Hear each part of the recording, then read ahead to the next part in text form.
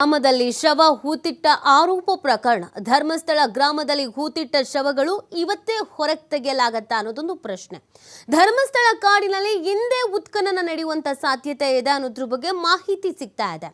ಸಮಾಧಿಯನ್ನ ಅಗೆಯೋದಕ್ಕೆ ಸಂಪೂರ್ಣ ಸಿದ್ಧತೆಯನ್ನ ಮಾಡಿಕೊಂಡಿದೆ SIT. Puttur AC Stella Varghese ಅವರ ಸಮ್ಮುಖದಲ್ಲಿ ಉತ್ಖನನ ಮಾಡಲಾಗುತ್ತೆ. ಪ್ರತಿ ಸಮಾಧಿ ಅಗೆಯೋದಕ್ಕೆ 4 ಗಂಟೆಯನ್ನ ತೆಗೆದುಕೊಳ್ಳುವಂತ ಸಾಧ್ಯತೆ ಇದೆ. ಕನಿಷ್ಠ 6 ಅಡಿಯಷ್ಟು ಭೂಮಿ ಅಗೆಯಲಿದ್ದಾರೆ ಸಿಬ್ಬಂದಿ. ಸಾಕ್ಷಿದಾರ ಮತ್ತಷ್ಟು ಅಗೆಯೋಕೆ ಹೇಳಿದ್ರೆ ಮತ್ತೆ ಉತ್ಖನನ ಮಾಡ್ತಾರೆ. ಉತ್ಖನನ ವೇಳೆ ಅಸ್ಥಿಪಂಜರ ಸಿಕ್ಕರೆ ಅದನ್ನ FSLಗೆ ರವಾನೆ ಕೂಡ ಮಾಡಲಾಗುತ್ತೆ. ನೋಡಿ, ಇದು ಈ ಪ್ರಕರಣದ ಮೇಜರ್ ಆದಂತ ಒಂದು ಘಟ್ಟ, ಪ್ರಮುಖವಾದಂತ ಘಟ್ಟಕ್ಕೆ ಈ ಪ್ರಕರಣ ಬಂದು ನಿಂತಿದೆ. ಆ ಪ್ರಕರಣದ ಮೇಜರ್ ಡೆವಲಪ್ಮೆಂಟ್ ಏನು ಅಂತ ಅಂದ್ರೆ, ಅಲ್ಲಿ ಅಸ್ಥಿಪಂಜರ ಇದೆಯಾ ಅನ್ನೋದು ಒಂದು, ಜೊತೆಗೆ ಎಲ್ಲೆಲ್ಲಿ ಶವಗಳನ್ನು ಹೂತ್ ಹಾಕಲಾಗಿತ್ತು ಅನ್ನೋದು ಒಂದು. ಸೊ ಇವತ್ತು ಈ ಉತ್ಖನನ ಮಾಡಲಾಯಿತು ಅನ್ನೋದಾದ್ರೆ ಇವತ್ತೇ ಮಾಡಬೇಕು ಅಂತ ಡಿಸೈಡ್ ಆಗಿದ್ದಾರೆ ಅನ್ನೋದ್ರ ಬಗ್ಗೆ ಮಾಹಿತಿ ಸಿಗ್ತಾ ಇದೆ. ಒಂದು ವೇಳೆ ಇವತ್ತೇ ಉತ್ಖನನ ಮಾಡಿದ್ದಾಗಿದ್ದಲ್ಲಿ ಒಂದು 6 ಫೀಟ್ ಜಾಗ ಅಲ್ಲೇನಿದೆ ಅದನ್ನು ಅಗಿಬೇಕು ಅಂತ ಹೇಳ್ತಾ ಇದ್ದಾರೆ. 6 ಫೀಟ್ ಅಗದ ನಂತರವೂ ಅಸ್ಥಿಪಂಜರ ಏನಾದರೂ ಸಿಕ್ತು ಅಂತ ಅಂದರೆ ಅದನ್ನೇ FSLಗೆ ರವಾನೆ ಮಾಡ್ತಾರೆ. ಅದು ಒಂದು ಭಾಗ, ಅಂದರೆ ಈ ತನಿಖೆಯ ಒಂದು ಭಾಗ. ಬಟ್ ಅದು ಮೇಜರ್ ಟ್ವಿಸ್ಟ್ ಆಗತ್ತೆ. ಹೌದು, ಅಲ್ಲಿ ಅಸ್ಥಿಪಂಜರ ಇದೆ ಅನ್ನೋದೇ ಅದು ಮೇಜರ್ ಟ್ವಿಸ್ಟ್ ಆಗೋದು. ಆತ ಹೇಳ್ತಾ ಇರೋದು ಹಾಗಿದ್ರೆ ಸತ್ಯಾನ ಅನ್ನೋ ಪ್ರಶ್ನೆ ಇಲ್ಲಿವರೆಗೂ ಏನಿದೆ ಅದಕ್ಕೆ ಒಂದು ಮೇನ್ ಲೀಡ್ ಅಂತ ಸಿಗತ್ತೆ. ಅಕಸ್ಮಾತ್ ಅಲ್ಲಿ ಏನಾದರೂ ಯಾವುದೇ ಅಸ್ಥಿಪಂಜರ ಸಿಗಲಿಲ್ಲ ಅಂತಂದರೆ ಆತ ಮತ್ತೆ ಹೇಳ್ಬೋದು, ಇಲ್ಲ ನಾನು ಇಲ್ಲೇ ಆ ಶವವನ್ನು ಹೂತು ಹಾಕಿದ್ದು, ಇನ್ನೂ ಅಗಿರಿ ಅಂತ ಹೇಳ್ಬೋದು. ಆಗ ಸಮಯ ಸ್ವಲ್ಪ ಜಾಸ್ತಿನೂ ಬೇಕಾಗತ್ತೆ.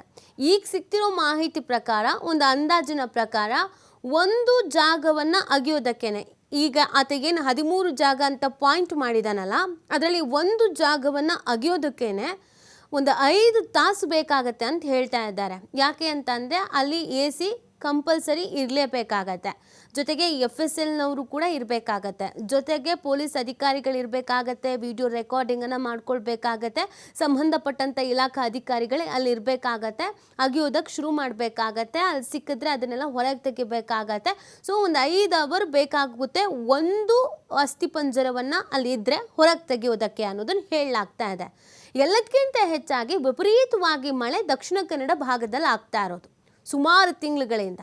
ನಿನ್ನೆನೂ ಮಳೆ ಹೆಚ್ಚಾದಂಥ ಹಿನ್ನೆಲೆಯಲ್ಲಿ ಅರ್ಧಕ್ಕೇನೆ ಸ್ಟಾಪ್ ಮಾಡಿದ್ದಾರೆ ಆ ಜಾಗವನ್ನು ಗುರುತಿಸೋದು. ಹಾಗಾಗಿ ಇವತ್ತು ಕೂಡ ಮಳೆ ಏನಾದರೂ ಅಡ್ಡಿಪಡಿಸ್ತು ಅಂತಂದರೆ ಇವತ್ತು ಉತ್ಖನನೂ ಆಗಲ್ಲ, ಸ್ಥಳ ಮಹಾಜರು ಮಾಡೋದು ಕೂಡ ಬಹುತೇಕವಾಗಿ ಡೌಟ್ ಇದೆ. ಬಟ್ ಈಗ ಸದ್ಯಕ್ಕೆ ಬೆಳಗ್ಗೆ ನಾವು ಗಮನಿಸಿದಾಗ ಸ್ವಲ್ಪ ಮಟ್ಟಿಗೆ ಮಳೆ ಇಲ್ಲ. ಸಮಯ ಹೋಗ್ತಾ ಇದ್ದಾಗೇ ಮಳೆ ಹೆಚ್ಚಾಯಿತು ಅಂತಂದರೆ ಯಾವ ಕೆಲಸನೂ ಇವತ್ತು ಆಗಲ್ಲ. ಸೊ ಮಳೆ ಹೇಗಿರುತ್ತೆ ಅನ್ನೋದ್ರ ಮೇಲೆ ಇವತ್ತು ಏನೇನು ಕೆಲಸ ಎಷ್ಟೆಷ್ಟು ಮಟ್ಟಿಗೆ ಮುಕ್ತಾಯ ಆಗತ್ತೆ ಅನ್ನೋದು ಗೊತ್ತಾಗತ್ತೆ. ಇನ್ನೂ ಒಂದು ವಿಚಾರ, ಒಂದೊಂದೇ ಜಾಗವನ್ನು ಇವರು ಅಗೆದ್ಕೊಂಡು ಹೋಗ್ತಾರೆ ಅಂತಂದರೆ ಅದಕ್ಕೆ 5 ತಾಸು ಬೇಕಾಗತ್ತೆ ಅಂತ ನಾನು ಆಗಲೇ ಹೇಳ್ತಾ ಇದ್ದೆ. ಸೊ ಸಮಯ ಜಾಸ್ತಿ ಬೇಕಾಗತ್ತೆ. ಇನ್ನೂ ಸಾಕಷ್ಟು ಸ್ಥಳ ಮಹಾಜರು ಮಾಡೋದು ಬಾಕಿ ಇದೆ. ಹಾಗಾಗಿ ಆ ಕಡೆ ಸ್ಥಳ ಮಹಾಜರು ಮಾಡ್ತಾರೋ ಈ ಕಡೆ ಉತ್ಖನನ ಮಾಡ್ತಾರೋ ಪ್ರಶ್ನೆ ಇದೆ ಅಲ್ವಾ. ಹಾಗಾಗಿ ಒಂದು 5 ಅಂತ ಏನಾದರೂ ಇವ್ರು ಪ್ಲ್ಯಾನ್ ಮಾಡಿಕೊಂಡ್ರೆ, ಯಾಕಂದರೆ ಆ ಉತ್ಖನನ ಮಾಡಬೇಕಾದ್ರೆ AC ಅಲ್ಲಿ ಸ್ಥಳದಲ್ಲೇ ಇರಬೇಕು ಅಂತ ಹೇಳ್ತಾ ಇದ್ರು. ಸೊ ಒಂದು ಜಾಗದಲ್ಲಿ ಅವ್ರು ನಿಂತ್ಕೊಂಡು 5 ಕಡೆ ಅಟ್ ಎ ಟೈಮ್ ಏನಾದರೂ ಮಾಡಿದ್ರು ಅಂತ ಅಂದರೆ ಒಂದು ಸ್ವಲ್ಪ ಮಟ್ಟಿಗೆ ಸಮಯ ಉಳಿತಾಯ ಆಗತ್ತೆ. ಬಟ್ ಇಲ್ಲಿ ಟೀಮ್ ರಚನೆ ಮಾಡ್ಕೊಂಡ್ಬಿಟ್ಟಿದ್ದಾರೆ ಆಲ್ರೆಡಿ. ಒಂದು ಟೀಮು ಸ್ಥಳ ಮಹಾಜರಿಗೆ ಅಂತ, ಒಂದು ಟೀಮು ಉತ್ಖನನ ಮಾಡೋದಕ್ಕೆ ಅಂತ. ಅಕಸ್ಮಾತ್ 5 ಒಟ್ಟಿಗೆ ಮಾಡ್ತೀವಿ ಅಂತಂದರೆ ಸಂಖ್ಯೆ ಸ್ವಲ್ಪ ಜಾಸ್ತಿ ಮಾಡ್ಕೊಳ್ಬೇಕಾಗತ್ತೆ, 5 ಗುಂಡಿನ ಅಗಿಬೇಕಾಗತ್ತಲ್ಲ, ಅದಕ್ಕೋಸ್ಕರ. ಸೊ ಏನು ಪ್ಲಾನ್ ಮಾಡ್ಕೊಂಡಿದ್ದಾರೆ ಇವತ್ತು ಅನ್ನೋದು ಬಹಳ ಮುಖ್ಯ ಆಗತ್ತೆ. ಇವತ್ತು ಮತ್ತಷ್ಟು ಜಾಗವನ್ನು ತೋರಿಸ್ತಾನ ದೂರುದಾರ ಅನ್ನೋದೊಂದು ಪ್ರಶ್ನೆ. ಯಾಕಂದರೆ ಆತ ಹೇಳಿದ್ದಾನೆ ಇನ್ನೂ ಜಾಗಗಳಿದೆ, ನಾನು ಅದನ್ನು ತೋರಿಸ್ತೀನಿ ಅಂತ. ನಿನ್ನೆ ಒಟ್ಟು 13 ಜಾಗಗಳನ್ನು ಗುರುತಿಸಿದ್ದ ದೂರುದಾರ. ಒಟ್ಟು 30 ಸ್ಥಳಗಳನ್ನು ದೂರುದಾರ ಗುರುತಿಸುವಂಥ ಸಾಧ್ಯತೆ ಇದೆ. 3 ತಂಡದಿಂದ ಶವ ಹೂತಿಟ್ಟ ಸ್ಥಳದಲ್ಲಿ ಉತ್ಖನನ ಮಾಡುವಂಥ ಸಾಧ್ಯತೆ ಇದೆ. ನಾನು ಆಗಲೇ ಹೇಳಿದ್ನಲ್ಲ, ಒಂದೊಂದೇ ತಂಡ ಅಂದರೆ ಕಷ್ಟ ಆಗತ್ತೆ, ಇದಕ್ಕೆ ತಂಡಗಳು ಬೇಕು. ಇವರೇನೋ 3 ತಂಡ ರೆಡಿ ಮಾಡ್ಕೊಂಡಿದ್ದಾರೆ ಅನ್ನೋದು ಗೊತ್ತಾಗ್ತಾ ಇದೆ.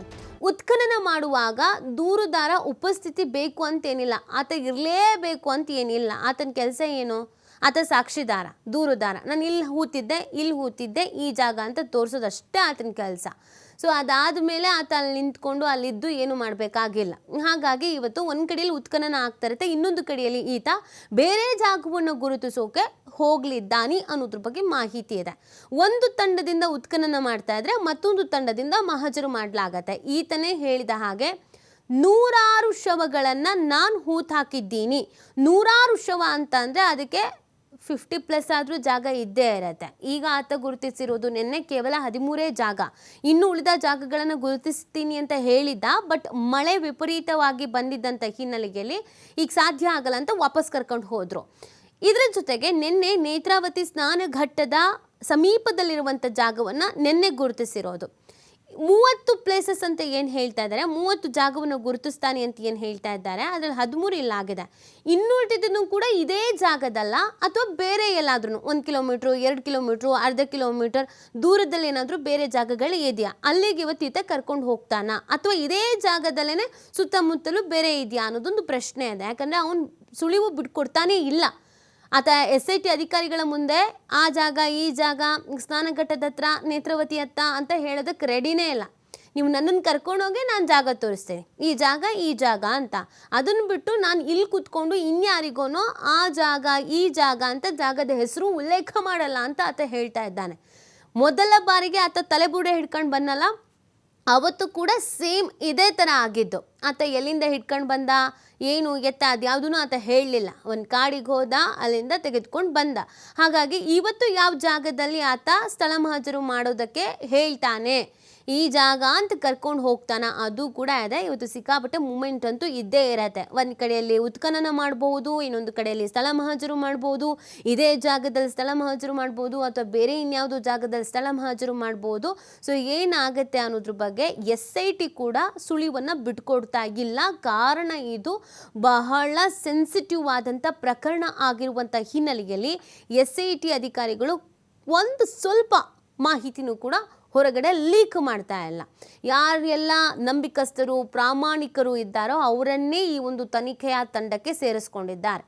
ಈವನ್ ಎಷ್ಟು ಮಟ್ಟಿಗೆ ಈ ಪ್ರಕರಣ ಸೆನ್ಸಿಟಿವ್ ಆಗಿದೆ ಅಂತಂದರೆ, ಬೇರೆ ಧರ್ಮದ ಇನ್ಸ್ಪೆಕ್ಟರ್ಗಳು ಬೇರೆ ಧರ್ಮದ ಪೊಲೀಸ್ ಅಧಿಕಾರಿಗಳು ಇದ್ರೂ ಕೂಡ ಅವರು ಇದರಲ್ಲಿ ಇನ್ವಾಲ್ವ್ ಆಗೋದಕ್ಕೆ ಹಿಂದೇಟು ಹಾಕ್ತಾ ಇದ್ದಾರೆ ಅನ್ನೋದನ್ನು ಹೇಳಲಾಗ್ತಾ ಇದೆ.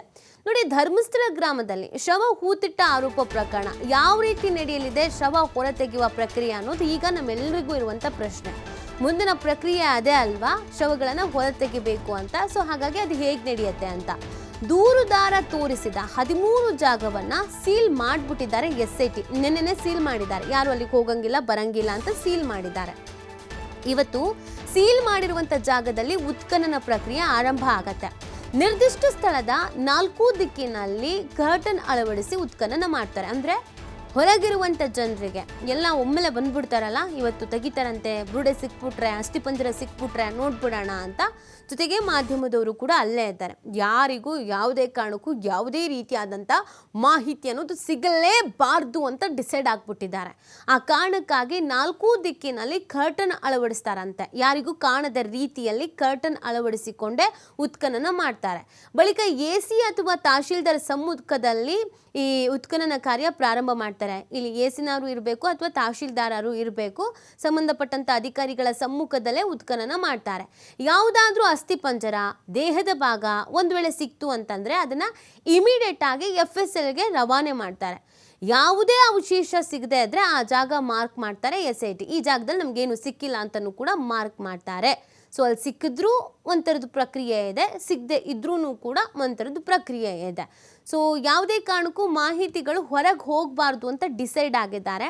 ಆ ಕಾರಣಕ್ಕಾಗಿ ಅಲ್ಲಿ ಕರ್ಟನ್ಗಳನ್ನೆಲ್ಲ ಅಳವಡಿಕೆ ಮಾಡಿಕೊಂಡು ತುಂಬ ಗೌಪ್ಯವಾಗಿ ತುಂಬ ಸೂಕ್ಷ್ಮವಾಗಿ ಈ ಪ್ರಕರಣದ ವಿಚಾರಣೆಯನ್ನು ಮಾಡಲಾಗ್ತಾ ಇದೆ. SIT ಟೀಮ್ ರಚನೆ ಆಗ್ತಾ ಇದ್ದ ಹಾಗೇನೆ, ಸ್ಪೆಷಲ್ ಇನ್ವೆಸ್ಟಿಗೇಷನ್ ಟೀಮ್ ರಚನೆ ಆಗ್ತಾ ಇದ್ದ ಹಾಗೇನೆ ಮೊದಲಿಗೆ ಮಾಡಿದ್ದು ಒಂದು ಮೀಟಿಂಗು. ಏನಂತ ಮೀಟಿಂಗ್ ಮಾಡಿದ್ರು, ಇದರಲ್ಲಿ ಇರುವಂಥ ಯಾವುದೇ ಅಧಿಕಾರಿಗಳು ಯಾವುದೇ ಭಾವನೆಗಳಿಗೆ ಒಳಗಾಗಬಾರ್ದು, ಜೊತೆಗೆ ಮಾಹಿತಿಗಳನ್ನು ಹೊರಗಡೆ ಲೀಕು ಮಾಡಬಾರ್ದು, ಬಹಳ ಪ್ರಾಮಾಣಿಕವಾಗಿ ಪಾರದರ್ಶಕವಾಗಿ ಟ್ರಾನ್ಸ್ಪರೆಂಟ್ ಆಗಿ ತನಿಖೆಯನ್ನು ಮಾಡಬೇಕು ಅನ್ನೋದನ್ನು ತಿಳಿಸಿದ್ದಾರೆ. ಆ ಆ್ಯಂಗಲಲ್ಲಿಗೆ ಈ ತನಿಖೆಯನ್ನು ಮಾಡಲಾಗ್ತಿದೆ. ಈ ಬಗ್ಗೆ ಮತ್ತಷ್ಟು ಮಾಹಿತಿಯನ್ನು ನೀಡ್ತಾರೆ ನಮ್ಮ ಪ್ರತಿನಿಧಿ ಆದಿತ್ಯ. ಲೈವ್ನಲ್ಲಿ ಜಾಯ್ನ್ ಆಗ್ತಿದ್ದಾರೆ. ಆದಿತ್ಯ, ಇವತ್ತಿನ ಡೆವಲಪ್ಮೆಂಟ್ ಬಗ್ಗೆ ಎಲ್ಲರಿಗೂ ಕೂಡ ಪ್ರಶ್ನೆ ಇದೆ, ಏನೇನು ಆಗಬಹುದು ಅಂತ. ಆದಿತ್ಯ, ನೆನ್ನೆ 13 ಸ್ಥಳ ಪಾಯಿಂಟ್ ಮಾಡಿದ್ರು, ಬಟ್ ತೀರಾ ಮಳೆ ಬಂತು ಅಂತ ಅರ್ಧಕ್ಕೆ ನಿಲ್ಲಿಸಿದ್ದಾರೆ. ಸೊ ಇವತ್ತಿನ ವಾತಾವರಣ ಹೆಂಗಿದೆ ಅಂದರೆ, ಇವತ್ತು ವಿಪರೀತವಾಗಿ ಮಳೆ ಆಗುವ ಸಾಧ್ಯತೆ ಏನಾದರೂ ಇದೆಯಾ? ಇವತ್ತು ಈ ಕಾರ್ಯಗಳು ನಡೆಯುತ್ತಾ ಅಥವಾ ಸ್ಟಾಪ್ ಆಗುತ್ತಾ ಅಥವಾ ಮುಂದಕ್ಕೆ ಹೋಗುತ್ತಾ? ಒಂದು ವೇಳೆ ಇವತ್ತೇ ಸ್ಥಳ ಮಹಾಜರು ಉತ್ಖನನ ಮಾಡೋದಾದ್ರೆ ಎಷ್ಟೊತ್ತಿಗೆ ಮಾಡ್ತಾರೆ? SIT ಟೀಮ್ ಹೆಂಗೆ ರಚನೆ ಆಗಿದೆ? ಎಷ್ಟೊತ್ತಿಗೆ ಸ್ಥಳಕ್ಕೆ ಆಗಮಿಸ್ಬೋದು? ಏನಿದೆ ಡೀಟೇಲ್ಸ್?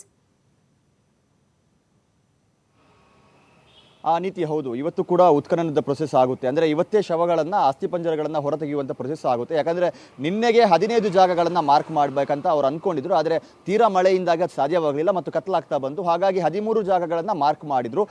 ಸೊ ಇವತ್ತು ಉತ್ಖನನ ಮಾಡ್ತಾರೆ. ಈಗ ಮಾರ್ಕ್ ಮಾಡಿರುವಂಥ ಜಾಗಗಳ ಪೈಕಿ ಏನೆಲ್ಲ ಮಾರ್ಕ್ ಮಾಡಿದ್ರು ಅದನ್ನು ಉತ್ಖನನ ಮಾಡ್ತಾರೆ ಅನ್ನುವಂಥದ್ದು. ಈಗ ನಾನು ಅದೇ ಸ್ಪಾಟಲ್ಲಿ ಇದ್ದೀನಿ. ಧರ್ಮಸ್ಥಳ ನೇತ್ರಾವತಿ ಸೇತುವೆ ಏನಿದೆ, ಇಲ್ಲಿಂದ ಅನಾಮಿಕ ಅಂದರೆ ಸಾರ್ವಜನಿಕರಿಗೆ ಕಾಣುವ ರೀತಿಯಲ್ಲಿ ಮಾರ್ಕ್ ಮಾಡ್ತಾ ಹೋಗಿರುವಂಥದ್ದು. ಸೀರಿಯಲ್ ನಂಬರ್ 8 ಇಂದ ಹಿಡಿದು ಸೀರಿಯಲ್ ನಂಬರ್ 12ರವರೆಗೂ ಅಂದರೆ 13 ಜಾಗಗಳನ್ನು ಮಾರ್ಕ್ ಮಾಡಿದರೆ ಈ ಹೆದ್ದಾರಿಯ ಬದಿಯಲ್ಲೇ ಈಗ ಇರುವಂತಹ ಜಾಗ ಸೀರಿಯಲ್ ನಂಬರ್ 8 ಆಗಿರ್ಬೋದು, serial number 9, serial number 10, serial number 11, serial number 12 ಅಂದರೆ 5 ಜಾಗಗಳು ಹೆದ್ದಾರಿಯಲ್ಲಿದೆ ಮತ್ತು ಸರತಿ ಸಾಲಿನಲ್ಲಿ ಇದೆ ಅಂತಾನು ಹೇಳ್ಬೋದು. ಸೊ ಇಲ್ಲಿ ಈಗಾಗಲೇ ಮಾರ್ಕ್ ಮಾಡಲಾಗಿದೆ. ಒಂದು ಕಡೆಯಿಂದ ANF ಬಿಗಿ ಭದ್ರತೆ ಕೂಡ ಇದೆ. ನಿನ್ನೆ ಯಾವಾಗ ಮಾರ್ಕಿಂಗ್ ಆಯಿತೋ, ಮಾರ್ಕಿಂಗ್ ಆದ ಬೆನ್ನಲ್ಲೇ ANF ಶಸ್ತ್ರಸಜ್ಜಿತ ANF ಅವರು ಇದಕ್ಕೆ ಸೆಕ್ಯೂರಿಟಿಯನ್ನು ಕೊಡ್ತಾರೆ. ಆ್ಯಂಟಿ ನಕ್ಸಲ್ ಫೋರ್ಸ್ ಏನು ಇತ್ತು, ಆ್ಯಂಟಿ ನಕ್ಸಲ್ ಫೋರ್ಸ್ನ ಸಿಬ್ಬಂದಿಗಳೇ ಇದಕ್ಕೆ ಶಸ್ತ್ರಸಜ್ಜಿತವಾಗಿ ಕೈಯಲ್ಲಿ AK-47 ಗನ್ನನ್ನು ಹಿಡ್ಕೊಂಡು ಅವರು ಭದ್ರತೆಯನ್ನು ರಾತ್ರಿ ಇಡೀ ಕೊಟ್ಟಿದ್ದರು. ನಿನ್ನೆ ರಾತ್ರಿಯಿಂದಲೂ ಕೂಡ ಈ ಥರ ಭದ್ರತೆಯನ್ನು ನಿಯೋಜನೆ ಮಾಡಲಾಗಿತ್ತು ಎಲ್ಲ ಸ್ಪಾಟ್ಗಳಿಗೂ ಕೂಡ. ಪ್ರತಿ ಸೀರಿಯಲ್ ನಂಬರ್ ಇರುವಂಥ ಸ್ಪಾಟ್ಗಳಿಗೆ ಇದೇ ಥರ ಮತ್ತು ಕಾಡಿನ ಎಂಟ್ರಿ ಮತ್ತು ಎಕ್ಸಿಟ್ಗೆ ಯಾರು ಹೋಗ್ತಾರೆ, ಯಾರು ಬರ್ತಾರೆ, ಯಾರು ಹೋಗಬಾರ್ದು ಆ ರೀತಿ ಭದ್ರತೆಯನ್ನು ನೀಡಲಾಗಿದೆ. ಸೊ ಈಗ ನೀವು ಕೂಡ ಒಂದು ದೃಶ್ಯದಲ್ಲಿ ನೋಡ್ತಾ ಇದ್ದೀರಾ, ಇದು ಸೀರಿಯಲ್ ನಂಬರ್ 9 ಸ್ಪಷ್ಟವಾಗಿ ಕಾಣಿಸ್ತಾ ಇಲ್ಲ. ಇದು 9ನೇ ಶವ ಹೂತಿಟ್ಟಿರುವಂಥ ಜಾಗ. ಇದೇ ಮಾದರಿಯಲ್ಲಿ ಇದೇ ರಹದಾರಿಯ ಪಕ್ಕದಲ್ಲೇ ಇರುವಂಥದ್ದು ಸಾಕಷ್ಟು ಜಾಗಗಳು. ಸೊ ಇವತ್ತಿನ ಉತ್ಖನನದ ಪ್ರೊಸೆಸ್ ಈಗಾಗಲೇ ಸ್ಥಳೀಯ ಗ್ರಾಮ ಪಂಚಾಯಿತಿಗೆ ಮಾಹಿತಿಯನ್ನು ನೀಡಲಾಗಿದೆ. ಸುಮಾರು 12 ಜನ ಸಿಬ್ಬಂದಿಗಳನ್ನು ಕೂಡ ಈಗ ನಿಯೋಜನೆ ಮಾಡಿದ್ದಾರೆ, ಅಂದರೆ ಅಗಿಯುವಂಥ ಪ್ರೊಸೆಸ್ಗೆ ಸಂಬಂಧಪಟ್ಟ ಹಾಗೆ. ಆದರೆ ಅಗಿಯುವಂಥ ಪ್ರೊಸೆಸ್ ಆಗಬೇಕು ಅಂತ ಹೇಳಿದಂಥ ಸಂದರ್ಭ SIT ಅಂದರೆ ಮ್ಯಾಜಿಸ್ಟ್ರೇಟ್ AC ಇರಲೇಬೇಕಾಗುತ್ತೆ. ಸೊ AC ಅವರ ನೇತೃತ್ವದಲ್ಲೇ ಅಗಿಯುವಂಥ ಉತ್ಖನನದ ಪ್ರೊಸೆಸ್ ಸ್ಟಾರ್ಟ್ ಆಗುತ್ತೆ, ಸಮಾಧಿಯನ್ನು ಹೊರತೆಗೆಯುವಂಥ ಪ್ರೊಸೆಸ್. ಸೊ ಅಷ್ಟೆಲ್ಲ ಏನು AC ಇದ್ದಾರೆ, ಇವರ ಉಪಸ್ಥಿತಿ ಬೇಕಾಗುತ್ತೆ. ಸೊ ಅವರ ಬರುವಿಕೆಗಾಗಿ ಈಗ ಕಾಯ್ತಾ ಇರುವಂಥದ್ದು. ಅನಾಮಿಕ ವ್ಯಕ್ತಿ ಕೂಡ ಇನ್ನೂ ಬಂದಿಲ್ಲ. ಸೊ ಇನ್ನೇನು ಕೆಲವೇ ಕ್ಷಣಗಳಲ್ಲಿ ಆ ಉತ್ಖನನದ ಪ್ರೊಸೆಸ್ ಕೂಡ ನಡೆಯುತ್ತೆ. ಮತ್ತು ಇವತ್ತು ಸ್ಥಳ ಮಹಾಜರು ಅಂದರೆ ಆತ ಬೇರೆ ಬೇರೆ ಜಾಗಗಳನ್ನು ಏನು ಹೂತಿದಾನೋ ಆ ಜಾಗವನ್ನು ತೋರಿಸುವಂಥ ಪ್ರಕ್ರಿಯೆಗಳು ಕೂಡ ಇವತ್ತು ಇದರ ಜೊತೆಗೆ ನಡೆಯುತ್ತೆ ಅನ್ನುವಂಥ ಮಾಹಿತಿ ಇದೆ. ಯಾಕಂದರೆ ಉತ್ಖನನ ಆಗುವಂಥ ಸಂದರ್ಭದಲ್ಲಿ ಆತ ಆ ಜಾಗದಲ್ಲಿ ಇರಬೇಕು ಅಂತ ಏನು ರೂಲ್ಸ್ ಇಲ್ಲ. ಯಾಕಂದರೆ ಆತನ ಸಮಕ್ಷಮದಲ್ಲೇ ನಿನ್ನೆ ಮಾರ್ಕಿಂಗ್ ಆಗಿದೆ, ಸೀನ್ ಆಫ್ ಕ್ರೈಮ್ ಮಾಡಲಾಗಿದೆ, ಅದಕ್ಕೆ ಭದ್ರತೆಯನ್ನು ಒದಗಿಸಲಾಗಿದೆ. ಅದು ಕೂಡ ಪೊಲೀಸ್ ಸಿಬ್ಬಂದಿ ಅಲ್ಲ, ANF ಸಿಬ್ಬಂದಿಯನ್ನು ಭದ್ರತೆಗೆ ನಿಯೋಜನೆ ಮಾಡಿರುವಂಥದ್ದು. ಹಾಗಾಗಿ ಒಂದು ಮಾದರಿಯಲ್ಲಿ ಕಮಾಂಡೋ ಮಾದರಿಯ ಒಂದು ಭದ್ರತೆಯನ್ನು ಇಲ್ಲಿಗೆ ಒದಗಿಸಿರುವಂಥದ್ದನ್ನು ನಾವು ಗಮನಿಸ್ತಾ ಹೋಗ್ಬೋದು. ಹಾಗಾಗಿ ರಾತ್ರಿ ಇಡೀ ಆ ಭದ್ರತೆಯ ಬಳಿಕ ಇವತ್ತಿನ ಆತನ ಉಪಸ್ಥಿತಿ ಬೇಡ ಅನ್ನುವಂಥದ್ದು. ಆತ ಬೇರೆ ಬೇರೆ ಜಾಗಗಳಲ್ಲಿ ಮಹಜರು ಮಾಡುವಂಥ ಪ್ರಕ್ರಿಯೆಗಳು ಅಥವಾ ಇತರೆ ಜಾಗಗಳನ್ನು ತೋರಿಸುವಂಥ ಸಾಧ್ಯತೆಗಳು ಕೂಡ ಇದೆ. ಸೊ ಅಧಿಕಾರಿಗಳು ನಿನ್ನೆ 15 ಪಾಯಿಂಟ್ಗಳನ್ನು ಗಮನಿಸಿ 15 ಜಾಗಗಳನ್ನು ಮಾರ್ಕ್ ಮಾಡಿ ಅಲ್ಲಿಗೆ ಎಂಡ್ ಮಾಡಿ ಉತ್ಖನನ ಮಾಡಿ ಮುಂದಕ್ಕೆ ಏನಾದರೂ ಸೂಕ್ತ ದಾಖಲೆಗಳು ಸಿಕ್ಕಿದ್ರೆ ಅದನ್ನು ಮುಂದುವರಿಸುವ ಅನ್ನುವಂಥ ರೀತಿಯಲ್ಲಿ ಇದ್ದಾರೆ ಅನ್ನುವಂಥ ಮಾಹಿತಿ ಇದೆ. ಸೊ ಇವತ್ತು 2 ಜಾಗಗಳನ್ನು ಮಾರ್ಕ್ ಮಾಡೋದಕ್ಕೂ ಕೂಡ ಬಾಕಿ ಇರುವಂಥದ್ದು. ಸೊ ಈಗ ನಾವು ಏನು ನೋಡ್ತಾ ಇದ್ದೀವೋ ಇದು 10ನೇ ಜಾಗ ಇದು ನಾವು ನೋಡ್ತಾ ಇರುವಂಥ ಜಾಗ 10ನೇ ಮಾರ್ಕಿಂಗ್ ಮಾಡಿರುವಂಥ ಜಾಗ. ಸೊ ಇದು ಎಲ್ಲವೂ ಕೂಡ ನೇತ್ರಾವತಿ ಸ್ನಾನಘಟ್ಟದ ಆಸುಪಾಸಿನಲ್ಲೇ ಇದೆ. ನಿನ್ನೆ 9 ಗಂಟೆಗೆ ನಾವು ಇದೇ ಸ್ಪಾಟ್ನಲ್ಲಿ ನಿಂತ್ಕೊಂಡು ಈ ಜಾಗದಲ್ಲಿ ಎಲ್ಲಾದರೂ ಆತ ಹೂತಿರ್ಬೋದು ಅನ್ನುವಂಥ ಒಂದು ಅನುಮಾನವನ್ನು ವ್ಯಕ್ತಪಡಿಸಿದ್ವಿ. ಅದಕ್ಕೆ ಪೂರಕವಾಗಿ ಒಂದು ಅಚ್ಚರಿಯ ಬೆಳವಣಿಗೆ ಇದು. ಯಾಕಂದರೆ ಏನು ನಾವು ಕಾಡುಗಳು ಇದಾಗಿರಬಹುದು ಅನ್ನುವಂಥ ರೀತಿ ಅನುಮಾನವನ್ನು ವ್ಯಕ್ತಪಡಿಸಿದ್ವಿ. ಅಂದರೆ ಅದಕ್ಕೊಂದು ಕಾರಣ ಕೂಡ ಇತ್ತು. ಜುಲೈ 16ನೇ ತಾರೀಕು ಇದೇ ಜಾಗದಲ್ಲಿ ಆತ ಬಂದು ಪೊಲೀಸ್ ಅಧಿಕಾರಿಗಳಿಗೋಸ್ಕರ ಕಾಯ್ತಾ ಇದ್ದ. ಹಾಗಾಗಿ ಒಂದರ ಪಕ್ಕ ಒಂದು ನೀತಿ ನೀವು ಗಮನಿಸಬಹುದು, ರ್ಯಾಂಡಮ್ ಆಗಿ ಲೈನಲ್ಲೇ ಇದೆ. ಈಗ ನೋಡ್ತಾ ಇರುವಂಥದ್ದು 11ನೇ ಜಾಗ. ಇದು 11ನೇ ಜಾಗದಲ್ಲಿ ಕ್ರೈಮ್ ಆಫ್ ಸೀನ್ ಹಾಕಿದ್ದಾರೆ. ಮತ್ತು ಆ ವ್ಯಕ್ತಿ ನಿನ್ನೆ ಏನು ಗುರುತು ಮಾಡ್ತಾ ಇದ್ನೋ ಅದು ಕೂಡ ಬಹಳ ರೋಚಕವಾಗಿತ್ತು. ಆತ ಕೆಳಗಡೆ ಕೂತ್ಕೊಂಡು ಆ ಜಾಗವನ್ನು ಪರಿಶೀಲನೆ ಮಾಡಿ ಇದೇ ಜಾಗದಲ್ಲಿ ನಾನು ಹೂತಿದ್ದೀನಿ ಅನ್ನುವಂಥ ಬಹಳ ಕಾನ್ಫಿಡೆನ್ಸಲ್ಲಿ ಆತ ಹೇಳ್ತಾ ಇದ್ದ. ಆತನ ಗುರುತು ಏನು ಅಂದರೆ ಇಷ್ಟು ದೊಡ್ಡ ದಟ್ಟ ಕಾನನದಲ್ಲಿ ಅದು 10-20 ವರ್ಷಗಳ ಹಿಂದೆ ಹೂತಂಥ ಶವಗಳನ್ನು ಎಕ್ಸಾಕ್ಟಾಗಿ ಇದೇ ಜಾಗದಲ್ಲಿ ನಾನು ಹೂತಿದ್ದೀನಿ ಅನ್ನುವಂಥದ್ದನ್ನು ಆತ ಹೇಗೆ ಹೇಳ್ತಾ ಇದ್ದಾನೆ, ಇದೇ ಈಗ ಎಲ್ಲರ ಒಂದು ಅಚ್ಚರಿ ಕಾರಣವಾಗಿರುವಂಥದ್ದು. ಅಂತಹ ಮೆಮೊರಿ ಪವರ್ ಯಾವ ಥರ ಒಬ್ಬ ವ್ಯಕ್ತಿಗೆ ಇರುತ್ತೆ ಅನ್ನುವಂಥದ್ದು. ಬಟ್ ಆತ ಬಹಳ ಕಾನ್ಫಿಡೆಂಟ್ ಆಗಿ ಅಂದರೆ ಈ ಪ್ರಕ್ರಿಯೆಯನ್ನು ನಾವು ಗಮನಿಸ್ಬೋದು. ಇಲ್ಲೇ ಈ ರಾಷ್ಟ್ರೀಯ ಹೆದ್ದಾರಿ ಪಕ್ಕದ ಈ 5 ಜಾಗಗಳನ್ನು ಗುರುತಿಸುವಂಥದ್ದು, 4 ಜಾಗಗಳನ್ನು ಗುರುತಿಸುವ ಪ್ರಕ್ರಿಯೆ ಸರಿಸುಮಾರು 20 ನಿಮಿಷನೂ ಇಲ್ಲ, ಒಂದು 15 ನಿಮಿಷದೊಳಗೆ ಇದೆಲ್ಲ ಮಾರ್ಕಿಂಗ್ ಪ್ರೊಸೆಸ್ ಆಗಿ ಆತ ಇನ್ನೊಂದು ಜಾಗ 13ನೇ ಜಾಗ ತೋರಿಸೋದಕ್ಕೆ ನೇತ್ರಾವತಿ ಸ್ನಾನಘಟ್ಟದ ಹತ್ರ ಹೋಗಿದ್ದ. ನಿಜಕ್ಕೂ ಅಧಿಕಾರಿಗಳೇ ಒಂದು ರೀತಿ ಶಾಕ್ ಆಗಿದ್ರು. ಹಾಗಾದರೆ ಈತ ಗುರುತು ಇಟ್ಕೊಳ್ಳೋದಕ್ಕೆ ಆತ ಮಾಡಿರುವಂಥ ಪ್ರಕ್ರಿಯೆಗಳು ಏನು ಅನ್ನುವಂಥ ರೀತಿಯ ಅನುಮಾನ.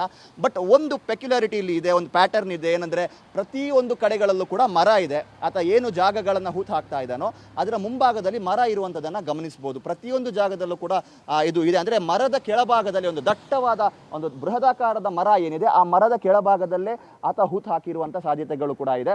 ಆ ರೀತಿಯ ಒಂದು ಪ್ಯಾಟರ್ನ್ ಅನ್ನು ನಾವು ಪ್ರತಿ ಕಡೆಗಳಲ್ಲೂ ಕೂಡ ನೋಡ್ತಾ ಇದ್ದೀವಿ. ಕಾಡಿನಲ್ಲೂ ಕೂಡ ಆತ ಇದೇ ರೀತಿ ಮಾಡಿರುವಂಥ ಸಾಧ್ಯತೆ ಇದೆ. ಅಂದರೆ ಮರದ ಕೆಳಭಾಗದಲ್ಲಿ, ಅದರ ಅಡಿಭಾಗದಲ್ಲೇ ಅದರ ಸುತ್ತಮುತ್ತಲಿನ ಒಂದು ವ್ಯಾಪ್ತಿ ಏನಿದೆ, ಅದರ ರೆಂಬೆ ಕೊಂಬೆಗಳು ಎಲ್ಲಿವರೆಗೂ ಕೂಡ ಹಬ್ಬಿಕೊಂಡಿದೆಯೋ ಅದರ ಒಂದು ಆ ವ್ಯಾಪ್ತಿಯಲ್ಲಿ ಆತ ಹೂತಿರುವಂಥ ಸ್ಪಷ್ಟ ನಿದರ್ಶನಗಳು ಇಲ್ಲಿ ಅನೇಕ ಕ್ರೈಮ್ ಸೀನ್ಗಳಲ್ಲಿ ನಮಗೂ ಕೂಡ ಕಾಣ ಸಿಕ್ಕಿರುವಂಥದ್ದು. ಒಂದು 12 ಜಾಗಗಳನ್ನು ಆತ ಮಾರ್ಕ್ ಮಾಡಿದ್ದಾನೆ. ಇಲ್ಲೊಂದು ಕ್ರೈಮ್ ಸೀನ್ ಇದೆ, 12ನೇ ಜಾಗ ಇದು. ಇಲ್ಲಿ ಕಾಡಿನ ಕೆಳಗಡೆ ಇರುವಂಥ 12ನೇ ಜಾಗ. ಸೊ ಅಲ್ಲಿ ಮೇಲ್ಭಾಗದಲ್ಲೂ ಕೂಡ ನೀವು ಗಮನಿಸ್ಬೋದು ಬಹಳ ಒಂದು ಬೃಹದಾಕಾರದ ಮರ ಇದೆ. ಯಾಕಂದರೆ ಈ ಥರ ರ್ಯಾಂಡಮ್ ಪ್ಲೇಸ್ಗಳಲ್ಲಿ ಆ ಥರ ಅಷ್ಟು ಸ್ಪಷ್ಟವಾಗಿ ನಿಖರತೆಯಿಂದ ಅದನ್ನು ತೋರಿಸುವಂಥದ್ದು ಅಷ್ಟು ಸುಲಭದ ಮಾತಲ್ಲ. ಒಂದು ಗುರುತು ಏನಾದರೂ ಬೇಕಾಗಿರುತ್ತೆ. ಮೊದಲಿಗೆ ಆತ ಮೇಲ್ಭಾಗ ಮರ ನೋಡ್ತಾ ಇದ್ದ, ಮರ ನೋಡ್ಕೊಂಡು ಬಂದು ಕೆಳಗಡೆ ಕೂತ್ಕೊಳ್ತಾ ಇದ್ದ, ಕೆಳಗಡೆ ಕೂತು ಅಲ್ಲೇ ಒಂದು ಪರಿಶೀಲನೆಯನ್ನು ಆತ ಮಾಡ್ತಾ ಇದ್ದ. ಇದು ನಮ್ಗೆ ಸ್ಪಷ್ಟವಾಗಿ ನಿನ್ನೆ ಕಾಣ ಸಿಕ್ಕಿರುವಂಥದ್ದು. ಸೊ ಅಲ್ಲೇ ಪರಿಶೀಲನೆಯನ್ನು ಮಾಡಿ ಎಕ್ಸಾಕ್ಟಾಗಿ ಇದೇ ಜಾಗ ಅನ್ನುವಂಥ ರೀತಿಯಲ್ಲೂ ಕೂಡ ಆತ ಹೇಳ್ತಾ ಇದ್ದಿದ್ದನ್ನು ನಾವು ಕೂಡ ಗಮನಿಸಿದ್ದೀವಿ. ಅಂದರೆ ಗುರುತು ಅನ್ನುವಂಥದ್ದು ಖಂಡಿತವಾಗ್ಲೂ ಕೂಡ ಇತ್ತು. ಆತ ಏನೋ ಒಂದು ಮಾರ್ಕ್ ಮಾಡಿದ್ದ. ಆ ಶವಗಳನ್ನು ಹೂತು ಹಾಕುವಂಥ ಸಂದರ್ಭದಲ್ಲೇ ಈ ಜಾಗದಲ್ಲಿ ನಾನು ಹಾಕ್ತಾ ಇದ್ದೀನಿ, ಮುಂದೊಂದು ದಿನ ಯಾವುದಕ್ಕಾದರೂ ಇದು ಬೇಕಾಗುತ್ತೆ ನನಗೆ ನೆನಪಿಗೆ ಅನ್ನುವಂಥ ರೀತಿಯಲ್ಲಿ ಏನೋ ಒಂದು ಮಾರ್ಕಿಂಗನ್ನು ಆತ ಮಾಡಿದ್ದ. ಅದು ಬಹುಭಾಗದಲ್ಲಿ ಬಹುತೇಕವಾಗಿ ಮರ ಅನ್ನುವಂಥದ್ದೇ ಕಾಣ ಸಿಗ್ತಾ ಇದೆ. ಮರದ ಕೆಳಭಾಗ ಅದರ ರೆಂಬೆ ಕೊಂಬೆ ಎಷ್ಟರ ಮಟ್ಟಿಗೆ ಒಂದು ವ್ಯಾಪ್ತಿಯನ್ನು ಹೊಂದಿದೆಯೋ ಆ ವ್ಯಾಪ್ತಿಯ ಒಳಗಡೆ ಆ ರೆಂಬೆ ಕೊಂಬೆಯ ಕೆಳಗಡೆ ಆತ ಅದನ್ನು ಮಾಡಿಕೊಂಡಿರುವಂಥದ್ದನ್ನು ನಾವು ಗಮನಿಸ್ಬೋದು. ಇನ್ನೇನು AC ಅವರು ಕೂಡ ಕೆಲವೇ ಕ್ಷಣದಲ್ಲಿ ಇಲ್ಲಿಗೆ ಬರುವಂಥ ಸಾಧ್ಯತೆ ಇದೆ. ಅವ್ರು ಬಂದ ಕೂಡಲೇ SIT ಟೀಮ್ನ ಅಧಿಕಾರಿಗಳು ಕೂಡ ಬರ್ತಾರೆ. ಅನಾಮಿಕಾ ಕೂಡ SITಯ ಭದ್ರತೆಯಲ್ಲಿಯೇ ಬರ್ತಾನೆ, ಎಸ್ಕಾರ್ಟ್ನಲ್ಲಿಯೇ ಬರ್ತಾನೆ. ಜಿತೇಂದ್ರ ಕುಮಾರ್ ದಯಾಮ ಅವರು ಕೂಡ ಆ ಅನಾಮಿಕನ ಜೊತೆಗೇ ಇದ್ದಾರೆ. ಅಂದರೆ ಯಾವ ವಾಹನದಲ್ಲಿ ಅವನನ್ನು ಕರೆತರಲಾಗುತ್ತೋ ಆತ ಎಲ್ಲೆಲ್ಲ ಕಾರ್ಯಾಚರಣೆಯ ಸಂದರ್ಭ ಹೋಗ್ತಾನೋ ಜೊತೆಗೆ ಜಿತೇಂದ್ರ ಕುಮಾರ್ ದಯಾಮ ಅವರು ಕೂಡ ಆತನ ಜೊತೆಗೇ ಇದ್ದರು. ಅದನ್ನು ಬಿಟ್ಟು ಆ ಕಡೆ ಈ ಕಡೆ ಆತ ಅವರು ಹೋಗ್ತಾ ಇರಲಿಲ್ಲ. ಯಾಕಂದರೆ ಒಂದು ದೊಡ್ಡ ಜವಾಬ್ದಾರಿ. ಇಡೀ ಜಗತ್ತೇ ಇವತ್ತು ಕರ್ನಾಟಕದ ದಕ್ಷಿಣ ಕನ್ನಡ ಜಿಲ್ಲೆಯ ಧರ್ಮಸ್ಥಳ ಗ್ರಾಮದ ಮೇಲೆ ತಮ್ಮ ಚಿತ್ತವನ್ನು ದೃಷ್ಟಿಯನ್ನು ಇಟ್ಟಿರುವಂಥದ್ದು. ಹಾಗಾಗಿ ಇಲ್ಲೆಲ್ಲೂ ಕೂಡ ಲೋಪದೋಷಗಳು ಆಗಬಾರ್ದು. ಅಧಿಕಾರಿಗಳು ಎಡವಿದ್ರು, ಕರ್ಕೊಂಡು ಹೋಗೋದ್ರಿಂದ ಹಿಡಿದು ವಾಪಸ್ ವಾಹನದಲ್ಲಿ ಕೂರಿಸುವವರೆಗೂ ಕೂಡ ಎಲ್ಲೂ ಅಧಿಕಾರಿಗಳ ಲೋಪದೋಷ ಆಯಿತು ಅನ್ನುವಂಥ ರೀತಿಯಲ್ಲಿ ಆಗಬಾರ್ದು, ಪ್ರೋಟೋಕಾಲ್ ಮಿಸ್ ಆಯಿತು ಅನ್ನುವಂಥ ರೀತಿಯ ಯಾವುದೇ ಮಾತುಗಳು ಬರಬಾರ್ದು ಅನ್ನೋ ಕಾರಣಕ್ಕೋಸ್ಕರ ಬಿಗಿ ಭದ್ರತೆಯನ್ನು ಆತನಿಗೆ ನಿಯೋಜನೆ ಮಾಡಲಾಗಿದೆ. ಸೊ ಆತನ ಜೊತೆಗೆ ಒಂದು ಕಮಾಂಡೋಗಳು ಕೂಡ ಇದ್ದಾರೆ ಆತನಿಗೆ ಭದ್ರತೆಯನ್ನು ನೀಡೋದಕ್ಕೆ. ಇನ್ನೇನು ಅನಾಮಿಕಾ SIT ಅಧಿಕಾರಿಗಳು ಇಲ್ಲಿಗೆ ಬಂದ ಕೂಡಲೇ, ಪುತ್ತೂರಿನ AC ಅವರು ಬಂದ ಕೂಡಲೇ ಕೆಲವೇ ಕ್ಷಣಗಳಲ್ಲಿ ಉತ್ಖನನದ ಪ್ರೊಸೆಸ್ ಆರಂಭವಾಗುತ್ತೆ. ಈಗಾಗಲೇ ಧರ್ಮಸ್ಥಳ ಗ್ರಾಮ ಪಂಚಾಯಿತಿಗೆ ಒಂದು ಸೂಚನೆಯನ್ನು ಕೂಡ SIT ಅಧಿಕಾರಿಗಳು ನೀಡಿದ್ದಾರೆ. ಸಮಾಧಿಯನ್ನು ಅಗಿಯುವಂಥ ತಂಡ ನುರಿತರು ಯಾರಿದ್ದಾರೋ ಸಿಬ್ಬಂದಿಗಳು ಅವ್ರನ್ನ ರೆಡಿ ಮಾಡಿ ಇಟ್ಕೊಳ್ಳಿ, ಕಾರ್ಮಿಕರನ್ನ ರೆಡಿ ಮಾಡಿ ಇಟ್ಕೊಳ್ಳಿ ಅನ್ನೋಂಥ ರೀತಿಯಲ್ಲಿ ಅವರು ಕೂಡ ಈಗಾಗಲೇ ಧರ್ಮಸ್ಥಳ ಪೊಲೀಸ್ ಠಾಣೆಯತ್ತ ಬಂದಿದ್ದಾರೆ, ಅಲ್ಲಿ ಸ್ಟೇಷನ್ಡ್ ಆಗಿದ್ದಾರೆ. ಇನ್ನೆಲ್ಲ ಮ್ಯಾಜಿಸ್ಟ್ರೇಟ್ ಬಂದ ಕೂಡಲೇ, AC ಅವರು ಬಂದ ಕೂಡಲೇ ಈಗ ಈ ಉತ್ಖನನದ ಪ್ರೊಸೆಸ್ ಕೂಡ ಕೆಲವೇ ಕ್ಷಣದಲ್ಲಿ ಆರಂಭವಾಗುತ್ತೆ. ಥ್ಯಾಂಕ್ ಯು ಆದಿತ್ಯ ತಮ್ಮ ಡೀಟೇಲ್ಸ್ಗಾಗಿ.